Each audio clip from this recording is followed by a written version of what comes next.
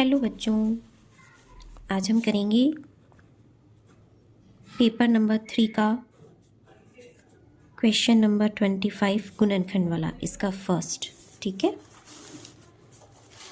Question है 4p² minus 9q²। ठीक है, बहुत सिंपल सा क्वेश्चन है ये। तो जब इस तरीके से आते हैं, दो ही आ रहे हैं इसमें, तो हम क्या कर सकते हैं, इसको सिंपल तरीके से सॉल्व कर सकते हैं। देखो, मैंने पिछले वीडियो में तुमको आइडेंटिटीज़ बताई थी, 3 आइडेंटिटी थी, a प्लस बी का whole square, a minus B का होल स्क्वायर और a² माइनस b², ये बताई थी। इसको एक्सपेंडेड फॉर्म में कैसे लिखते हैं, a² plus 2ab plus b²। इसको लिखते हैं a², सेम ऐसे ही है, लेकिन यहाँ माइनस है तो यहाँ माइनस आ जाएगा, 2ab पीछे प्लस a² माइनस b² अगर है तो उसे हम लिखते हैं a प्लस बी और a माइनस बी। ठीक है, ये लर्न कर लेना। अब देखो, मैं इसको अगर देखूँ तो 4p² a² के फॉर्म में है, मैं इसको एक संख्या मानूँ, और माइनस q² जो है, इसको अगर हम b मानूँ तो b² के फॉर्म में है, बीच में माइनस है, तो ये दोनों सेम हो गए ना, तो ये आइडेंटिटी लग जाएगी। तो हम क्या कर देंगे, इसको सीधा ही सॉल्व कर देंगे। अगर इस फॉर्म में दी हुई होती तो हम क्या कर देते हैं, ऐसे लिख देते हैं, ऐसे लिखी हुई होती तो ऐसे लिख देते हैं। जब कोई नंबर हमें इस फॉर्म में दिया हुआ है तो हम क्या कर देंगे, ऐसे लिख देंगे उसको। ए क्या है यहाँ पे, 4p है ना, तो यहाँ लिख देंगे हम 4p माइनस 9q² है। अब मुझे क्या करना है, a² की फॉर्म में लिखना है, तो ये तो p² है ही, इसको मैं स्क्वायर की फॉर्म में लिख सकती हूँ। 4 को कैसे लिखती हूँ, 2 का स्क्वायर लिख सकती हूँ ना, तो मैं लिख दूँगी 2p का होल स्क्वायर। ठीक है, माइनस 9 को कैसे लिख सकती हूँ, 3 तिया 9, तो 3q का तो स्क्वायर है क्या, होल स्क्वायर। ठीक है, अभी a² माइनस b² की फॉर्म में आ गए। अब क्या लिख दूँगी, 2p a² माइनस b² की फॉर्म में आ गए, तो एक बार प्लस में एक बार माइनस में, ये a है मेरे लिए, b a plus B a minus b, बस इसका इतना सही आंसर होगा। ठीक है, जो गुणनखंड निकालने के लिए आए तो सबसे पहले एक काम करना चाहिए, 2 टर्म का है 3 टर्म का है, जितना भी है, अगर कोई नंबर या वेरिएबल कॉमन आने वाला हो तो उसको कॉमन ले लो। यहाँ ए बी है तो ये तो कॉमन नहीं आएंगे, इसमें नंबर में देखो कि कोई नंबर कॉमन आ सकता है, यानी जिसका भाग इसमें भी जा रहा हो इसमें भी जा रहा हो। 7 का जा सकता है, 7 नाम 63, और 7 का भाग इसमें भी चला जाएगा 16 बार, तो ये कॉमन ले लिया, बाकी वेरिएबल कॉमन नहीं आ रहा है। तो 7 नाम 63 ए, ठीक है, स्क्वायर माइनस 112 में 7 का भाग देंगे, कितनी बार गया, 16 बार। ओके, अब 7 यहीं लिख देंगे। अब ये बताओ किस फॉर्म में हो गया, a² माइनस b² की फॉर्म में आ गया। जब a² माइनस b² की फॉर्म में दिया होता है तो हम क्या करते हैं, a प्लस बी और e माइनस बी की फॉर्म में उसको लिख देते हैं। ठीक है, तो हम क्या करेंगे, इसको पहले a², ये तो स्क्वायर है ही, इसको भी स्क्वायर की फॉर्म में लिख सकते हैं, 3a होल स्क्वायर माइनस 4 चौको 16, तो 4b होल स्क्वायर। ठीक है, 7, अब क्या होगा, ये a ये b है। ठीक है, इसको हम कैसे लिख देंगे, एक बार प्लस में और एक बार माइनस में, बस ये हमारा आंसर है। ओके, अब देखो इसमें क्या है, p है, यहाँ पे भी p है, और यहाँ पे वेरिएबल नहीं है, चर नहीं है, तो इस तरीके को हम किससे करते हैं, मिडिल टर्म स्प्लिट करके, बीच वाले टर्म को तोड़कर। ठीक है, अब इनको कैसे तोड़ सकते हैं, वैसे तो ओरली कर लो, 4 दूना 8, 4 गुना 2 करूँगी तो 8 आ जाएगा, 4 को ही 2 से जोड़ूंगी तो 6 आ जाएगा। ठीक है, और आप गुणनखंड निकाल के भी कर सकते हो, जैसे 8 2 चौको 8, 2 दूना 4, 2 एकम 2, क्या गुणनखंड आए, 2 गुना 2 गुना 2। ठीक है, तो मैं इन दोनों को कर लूँ और इसको कर लूँ अलग, तो 2 दूना 4 गुना 2, तो 4 दूना 8 कर दूँ और 2 प्लस 4 कर दूँ तो 6 आ जाएगा, वही आ गया। ठीक है, तो मैं यहाँ क्या कर दूँगी, p², बीच वाली टर्म को मैंने किस 2 नंबर्स में तोड़ा, माइनस है तो यहाँ आएगा 4p माइनस 2p प्लस 8। ठीक है, सॉरी यहाँ माइनस नहीं है, यहाँ प्लस दे रखा है, प्लस आ जाएगा। ठीक है, अब क्या करेंगे, इन दोनों को करेंगे, इन दोनों में क्या कॉमन है वो ले लो, सिंपल है। अब तो p प्लस 4, p तो बाहर आ ही गया, प्लस 2 p, 8 में 2 का भाग देंगे, 2 चौको 8।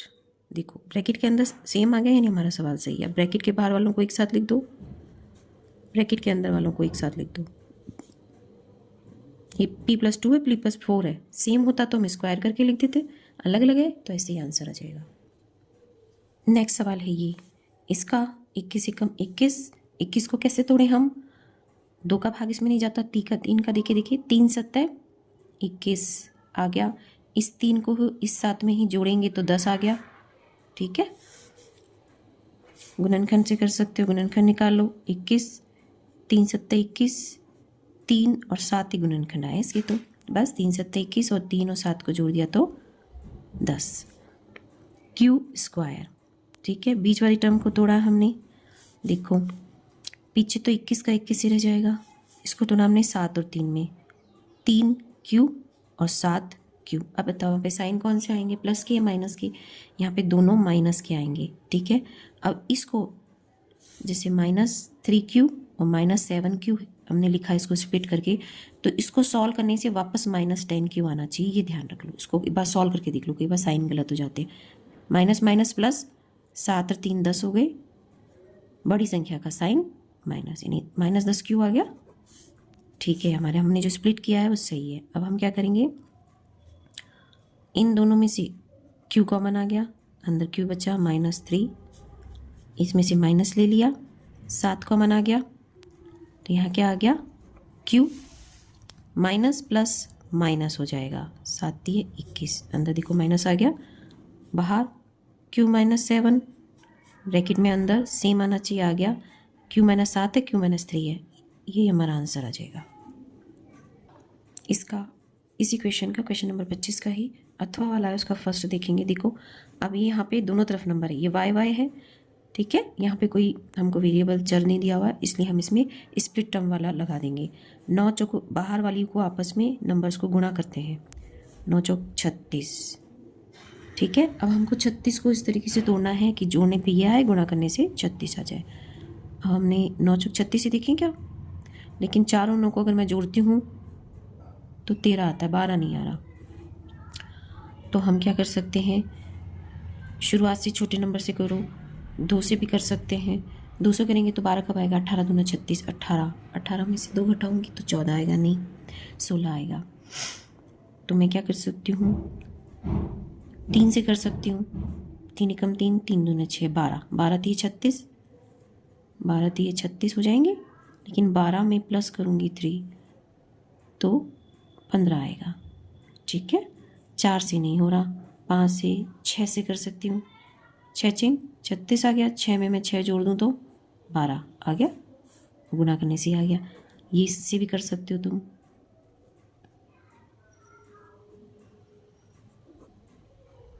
ऐसे हमने गुणनखंड निकाल लिए, 2 गुना 2 गुना 3 गुना 3। ठीक है, अब मैं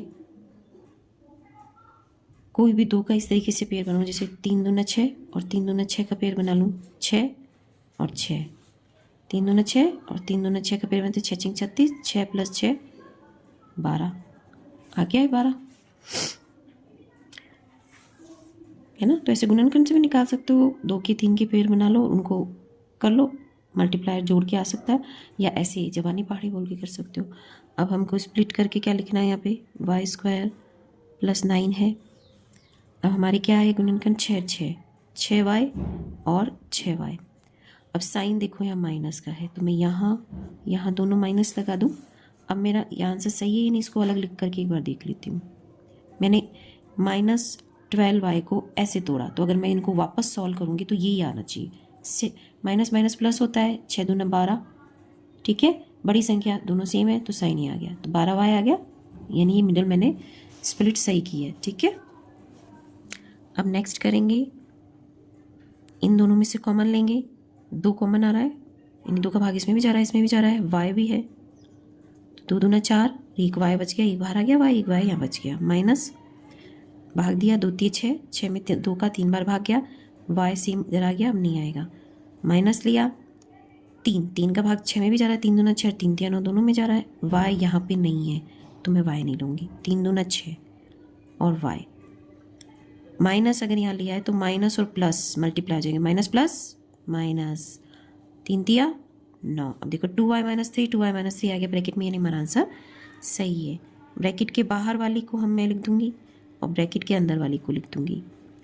2y माइनस 3, 2y माइनस 3 दोनों में सेम आया तो या तो ऐसे लिख दो आंसर, या फिर इसको ऐसे भी लिख सकते हो 2y माइनस 3 का होल स्क्वायर। ठीक है।